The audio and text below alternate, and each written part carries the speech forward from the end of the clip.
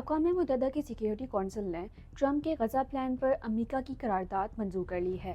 پچھلے مہینے اسرائیل اور حماس نے ٹرمپ کے 20 نکاتی غزہ پلان کے پہلے مرحلے پر اتفاق کیا تھا، لیکن اقوام متحدہ کی یہ قرارداد اس لیے اہم ہے کہ یہ غزہ کے لیے بننے والے عبوری حکومتی سیٹ اپ کو قانونی حیثیت دے گی اور ان ممالک کو اعتماد دے گی جو غزہ میں امن قائم کرنے کے لیے اپنی فوج بھیجنے پر غور کر رہے ہیں۔ اس قرارداد میں کیا کہا گیا ہے؟ غزہ میں امن کے لیے پہلے جتنے بھی تجاویز یا منصوبے سامنے آئے تھے، ان کے مقابلے میں اس اقوام متحدہ کی قرارداد میں پہلی بار یہ بات واضح طور پر کہی گئی ہے کہ فلسطینیوں کو اپنی ریاست خود بنانے کا حق اور خود مختاری ملنی چاہیے، جس کی اسرائیل پہلے سے مخالفت کرتا آیا ہے۔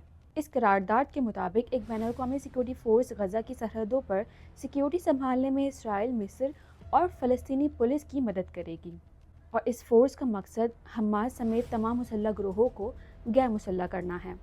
سلامتی کونسل نے غزہ میں بورڈ آف پیس کے نام سے ایک عبوری حکومت بنانے کی منظوری بھی دی ہے۔